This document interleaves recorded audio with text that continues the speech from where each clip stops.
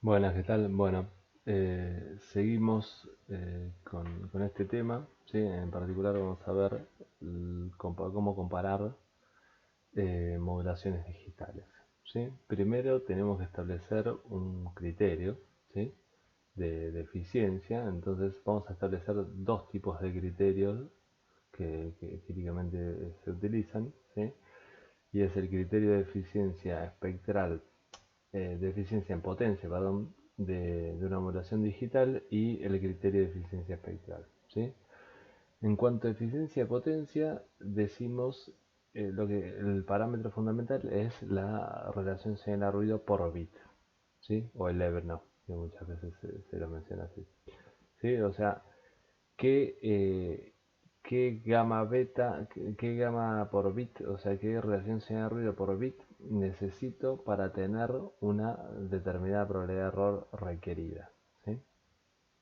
Entonces, cuanto menor SNR por bit necesite para una determinada probabilidad de error, ¿sí?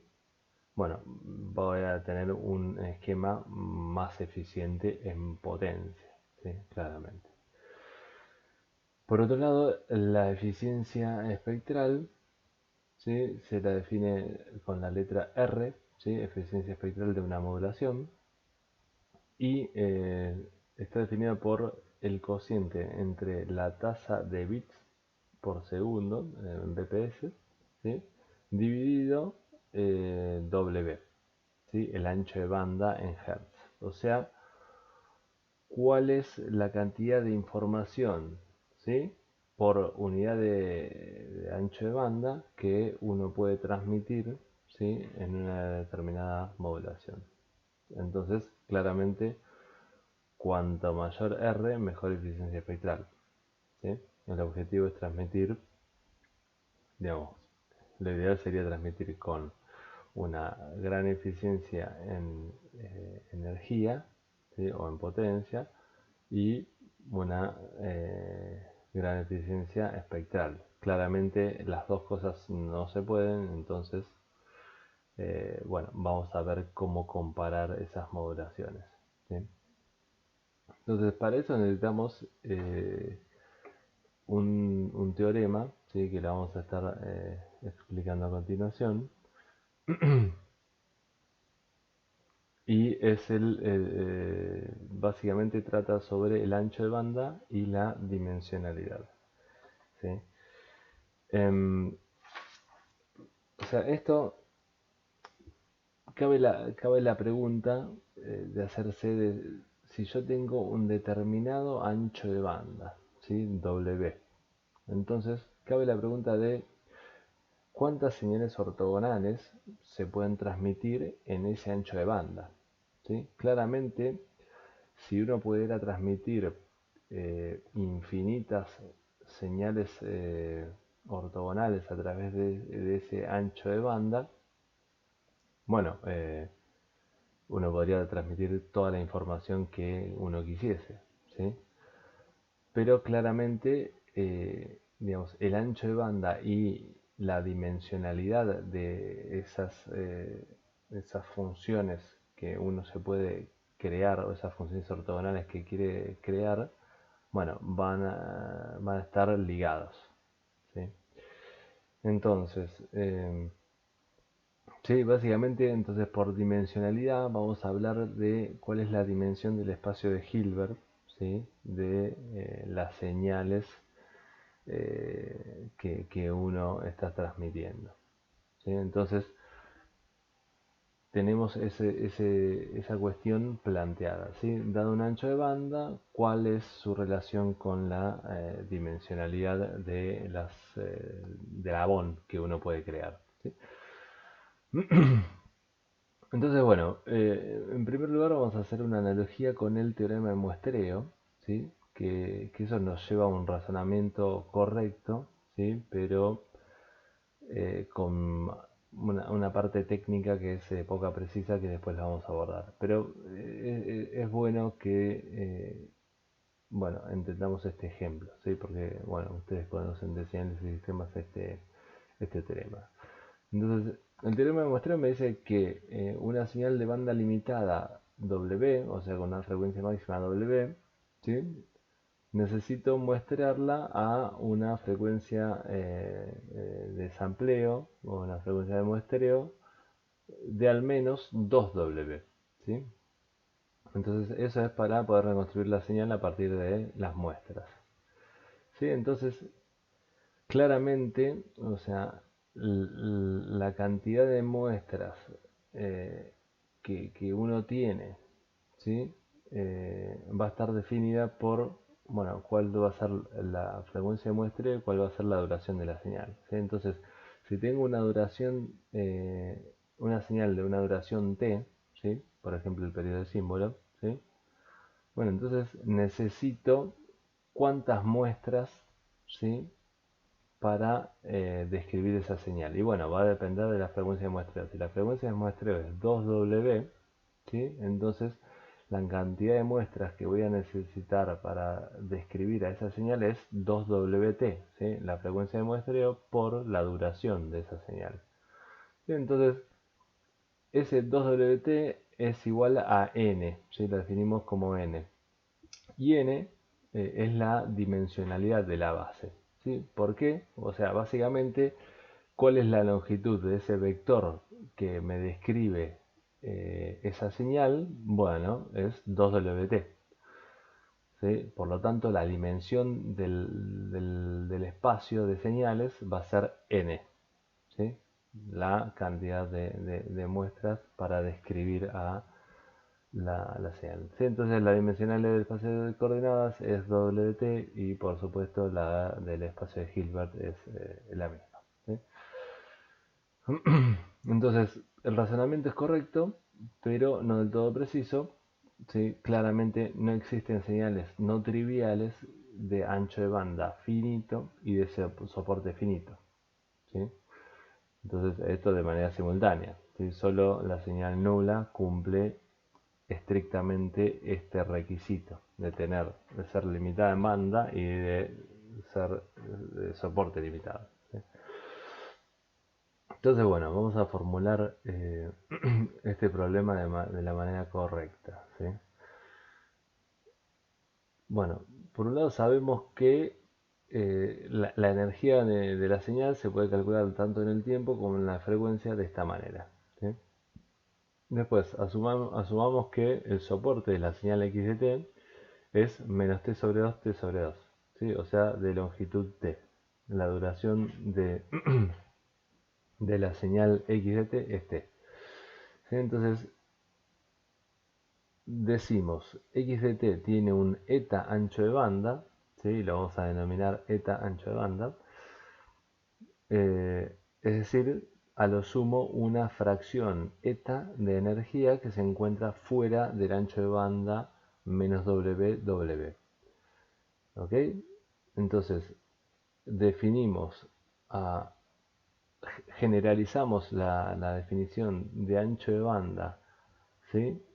De esta manera, llamamos eta ancho de banda, diciendo que el eta ancho de banda de una señal, ¿sí? Es menos w si en este ancho de banda la fracción de energía que se obtiene es mayor que 1 menos eta, ¿sí? O sea que eta, una fracción de energía eta está fuera del ancho de banda. También claramente si yo integro de menos a más infinito, entonces obtendría la energía, dividido la energía es 1, entonces estaría cumpliendo esta desigualdad, ¿sí? Entonces, si solo integro hasta el soporte a la banda limitada de esta señal de menos W a W, entonces ahí voy a conseguir al menos 1 menos eta, ¿sí? De la energía total de la señal, ¿sí? Entonces, esta es la definición de ancho de banda que nos va a permitir trabajar del modo correcto eh, la dimensionalidad de la base, ¿sí? Entonces, este es el teorema de dimensionalidad que es se debe a Slepian, Landau y Pollack, ¿sí? Tres investigadores bueno, trabajaron con estas cosas. Entonces, definimos de vuelta, ¿no? ¿Cuáles son las hipótesis del teorema? Bueno, decir que x de t tiene este soporte y además tiene un ancho de banda limitado, ¿sí? Con una fracción eta de su energía total por fuera de ese ancho de banda, ¿sí? W. Luego, existe un conjunto de n señales ortonormales, ¿sí? Phi sub j con j de 1 a n de soporte menos t sobre 2, t sobre 2, tal que x de t puede ser e aproximada, ¿sí? Vamos a definir esta e aproximación por una combinación lineal de dichas señales ortogonales, ortonormales. ¿Sí? Entonces, eso básicamente se expresa matemáticamente de esta otra manera. ¿Sí? Fíjense, si integro en todo el soporte de la señal de menos a más infinito de este error, ¿sí? El error entre x de t, ¿sí? Y básicamente la señal formada a partir de los coeficientes en las bases phi sub j de t. ¿Está bien? Entonces, ese error, ¿sí?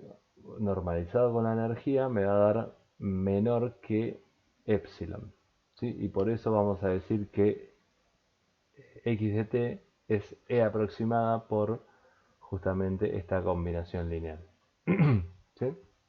Entonces el teorema nos dice que epsilon está vinculado con eta a través de esta ecuación y que n, la cantidad de funciones ortonormales que uno se puede crear, es la parte entera, ¿sí?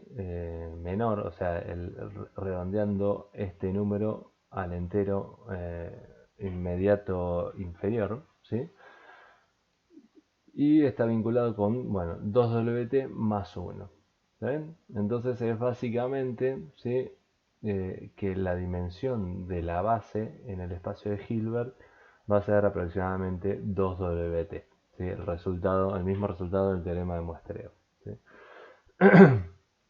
Entonces, ¿quiénes son las phi sub j? Bueno, son cualquier cosa si no son funciones especiales. Y son las conocidas como prolate spheroidal functions. ¿Okay?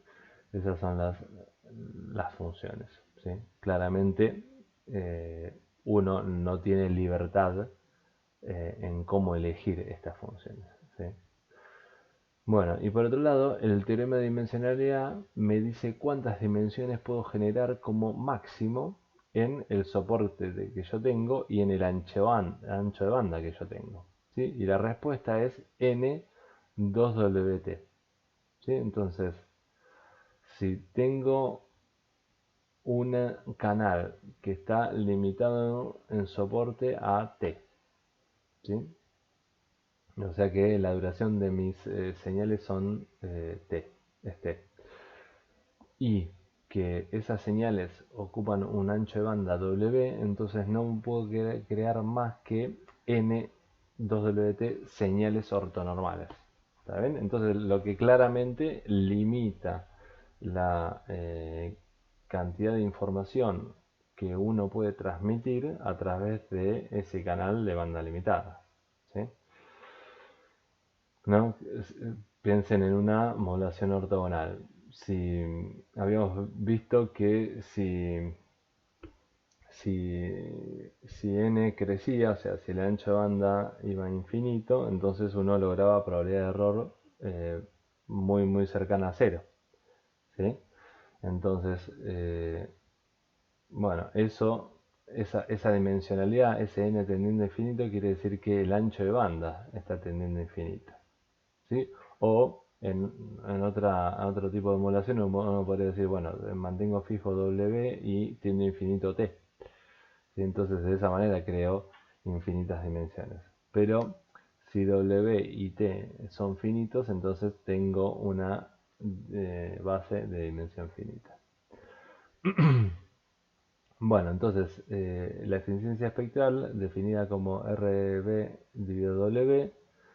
RB la puedo expresar como logaritmo en base 2 de M, ¿sí? Dividido t, ¿sí? Esa era la tasa de bit por símbolo, ¿sí? Este era el k, y 1 sobre t era la tasa de símbolo directamente.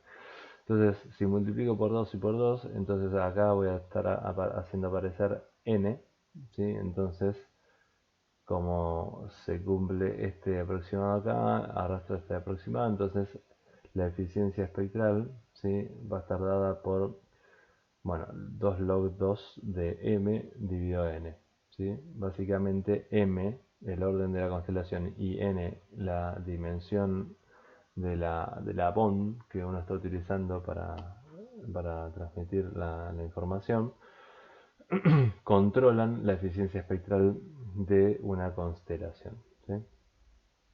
Entonces, por ejemplo, en una QAM n es igual a 2 y por lo tanto r es log 2 de m, ¿sí? El 2 se cancela con este 2. Y habíamos calculado que la probabilidad de error tiene esta expresión, ¿sí? Entonces también va a estar dada por m y por la energía, la reascensión de ruido por bit, ¿sí? En el caso de FSK, ¿sí? N es igual a m, o sea, la dimensión de la bond es directamente la cantidad de señales, ¿sí? Entonces la eficiencia espectral es 2 log 2 de m dividido m, ¿sí? Y esta es la fórmula, el cálculo de la probabilidad de error, nuevamente en función de m y de gamma b. Entonces, claramente, fíjense que acá se ve que a medida que m tiende a infinito, la eficiencia espectral va a cero, ¿no? Claramente esta crece más lentamente que esta función lineal, entonces r tiende a cero. Entonces, si bien yo puedo transmitir infinita información, ¿sí? Con la FSK, ¿sí? Y con probabilidad de error tan chica como uno quiera, bueno, el costo es, en el caso de FSK, el ancho de banda, ¿no? ¿Sí? Para aumentar cada vez más n, ¿sí? Tengo que aumentar el ancho de banda. Bueno, acá tenemos un gráfico que lo saqué del ProAxis, ¿sí? Esa sección, bueno, es muy interesante, ¿sí? Búsquenla. Pero bueno, básicamente lo más interesante me parece mostrar es este gráfico, ¿sí? En donde graficamos acá la eficiencia espectral en bits por segundo por hertz, ¿sí? En función de las reacciones señal ruido por bit, ¿sí? Entonces, si decimos que la probabilidad de error de símbolo es 10 a la menos 5, ¿sí? Y hacemos este cálculo para las diferentes modulaciones, ¿sí? Entonces podemos graficar, digamos, los diferentes puntos en cuanto a eficiencia espectral y reacción señal de ruido por bit para lograr una probabilidad de error de símbolo de 10 a la menos 5. Entonces, por ejemplo, para una 64 QAM, ¿sí? O una 8 PAM single sideband, ¿sí? ¿Se acuerdan que había single sideband y double sideband? Bueno, para la de banda lateral única tenemos que, por ejemplo, o sea, para transmitir 64 QAM a una probabilidad de error de 10 a la menos 5 necesito alrededor de 18 dB de reacción señal a ruido por bit y voy a estar logrando una eficiencia espectral de alrededor de 6, ¿sí? Log 2 de 64 es claramente 6, ¿sí? Entonces, así con cada una de las constelaciones. Entonces, fíjense, manteniéndome en 64, en QAM, si bajo a 16 QAM, entonces la eficiencia espectral baja a 4, pero requiero menos reacción señal a ruido, ¿sí? Entonces acá este es el punto para la 4 PSK o la 2 PM, ¿sí? Y bueno, así con la PSK también, ¿sí? Fíjense que la PSK para la misma eficiencia espectral necesito mayor energía, ¿sí? Lo que me dice que, por ejemplo, la QM es más eficiente en potencia que esta PSK, ¿sí? Bueno, entonces, del eje para arriba, ¿sí? Tengo que la eficiencia espectral es mayor a 1, ¿sí? Y esa es la región de las modulaciones limitadas en ancho de banda, ¿sí? O las que son, dicho de otra manera, son modulaciones eficientes en ancho de banda, ¿sí? Entonces, este eje, ¿sí? Para abajo es la región de que lo que limita es la potencia, ¿sí? O sea, la eficiencia espectral ahí es menor a 1, ¿sí? Y lo que limita es la potencia. ¿Por qué, digamos, limita uno u otro? Bueno, básicamente si uno relaja esa condición, o sea, si aumenta la energía, entonces uno puede aumentar la, si uno aumenta la energía, entonces puede aumentar o mejorar la probabilidad de error o transmitir eh, con menor reacción señal de ruido por bit, ¿sí?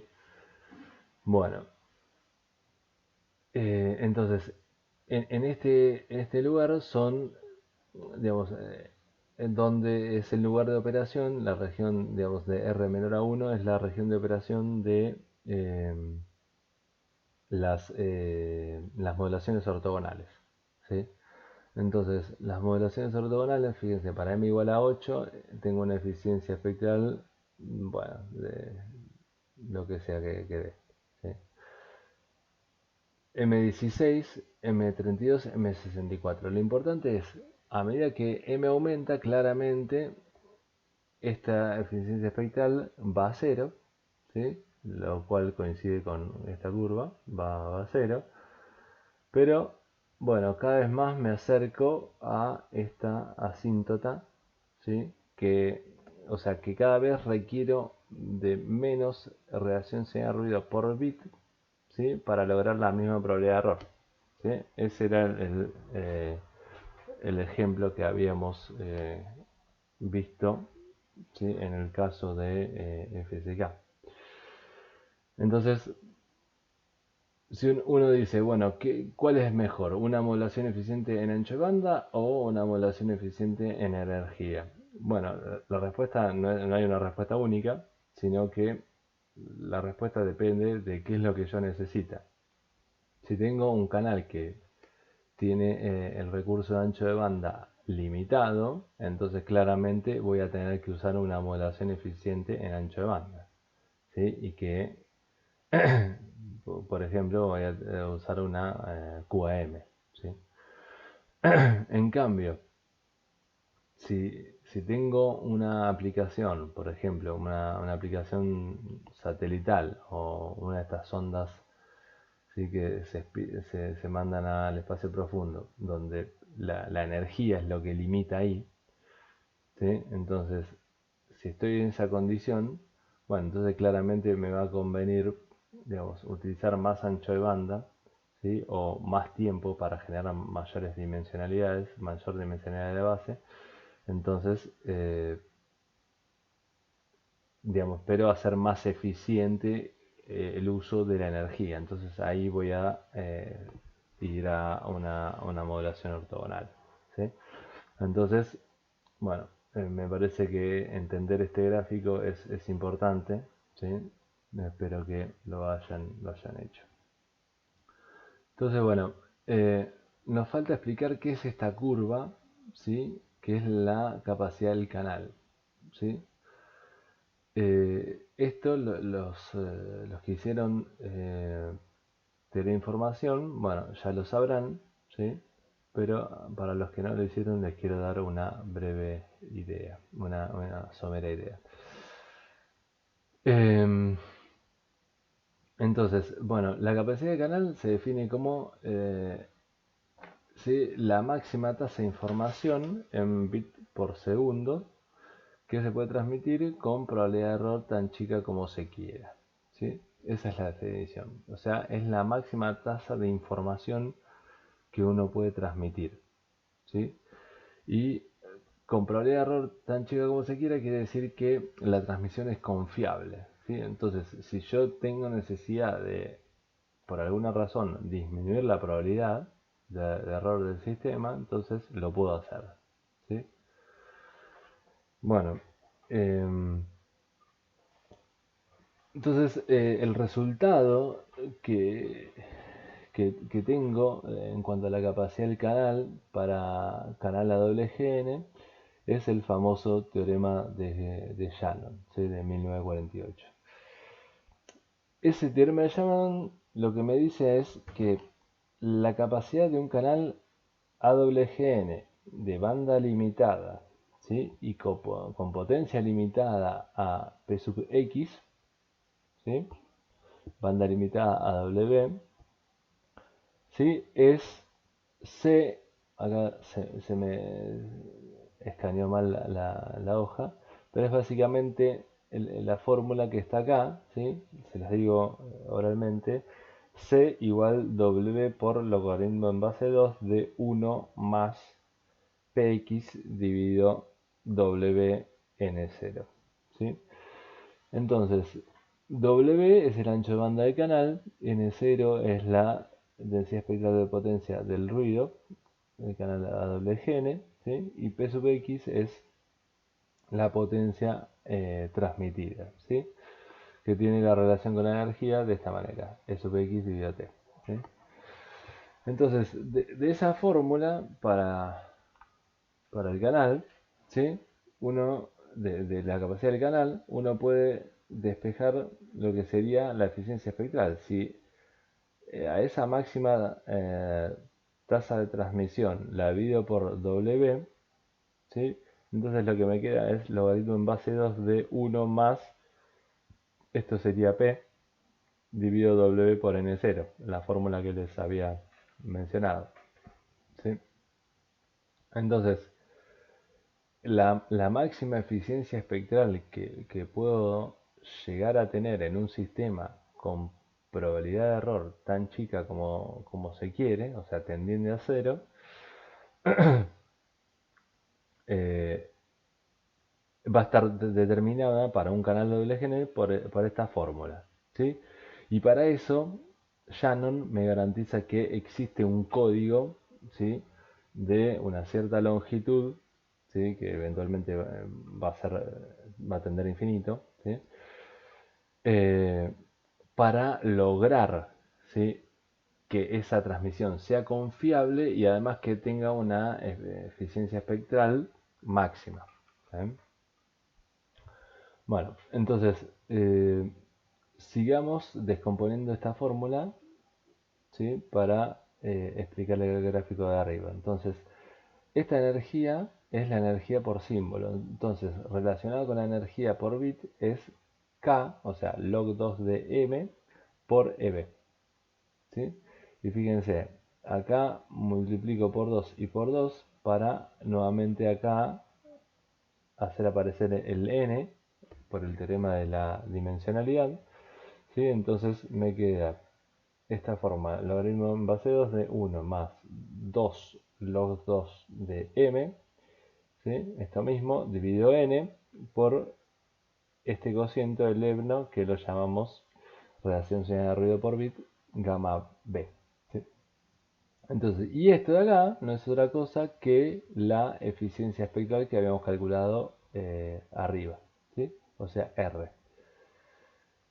¿Sí? Entonces acá tengo una ecuación donde tengo R por este lado y tengo R por este lado, ¿sí? Entonces básicamente lo que podría hacer para despejar cuál es el gamma B necesario para una determinada eficiencia espectral, entonces es despejar este gamma B de esta ecuación, ¿sí? Eso se hace simplemente elevando, digamos, 2 a la log 2 de todo esto me va a dar esto mismo y por este lado me va a quedar 2 a la r.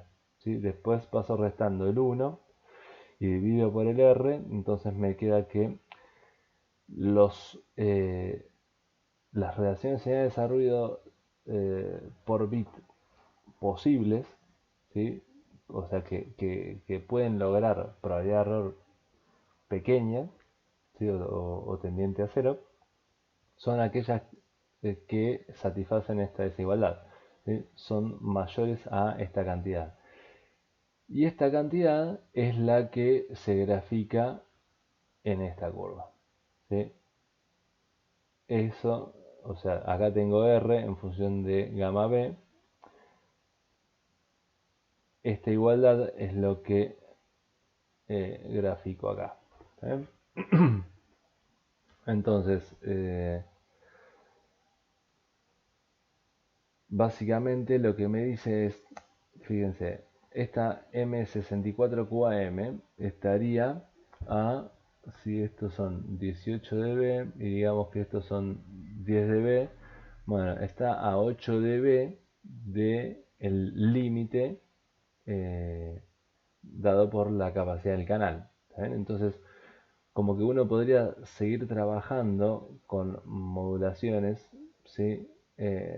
Para hacer esta brecha aún más corta, ¿sí? Entonces acercarse a la capacidad del canal, ¿sí? Claramente, y lograr probabilidades de error tan pequeñas como esta o más pequeñas, ¿sí? Entonces,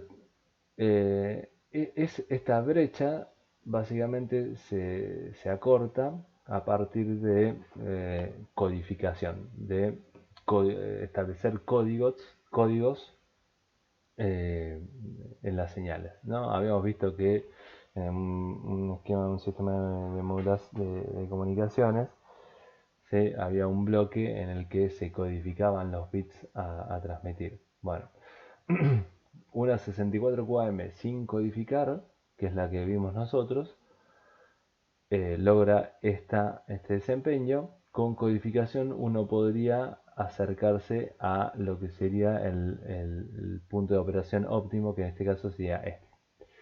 ¿Está bien? Entonces, eh, esa es la utilidad de este gráfico. Entonces, esto lo que me dice es básicamente si vale la pena o no, ¿sí? Para un esquema dado de comunicaciones, seguir trabajando por obtener mejores resultados, ¿sí? Si básicamente yo tengo un sistema de codificación, ¿sí? Con una determinada modulación que está, por ejemplo, a 1 dB del límite de Shannon, y probablemente uno deje de invertir recursos para desarrollar mejores modulaciones porque mucho beneficio no va a obtener, ¿sí? Entonces, esa es la importancia del límite teórico establecido eh, por el teorema de Shannon, ¿sí? Bueno, eso es lo que les quería explicar en este video, ¿sí? Nos vemos en la próxima. Hasta luego.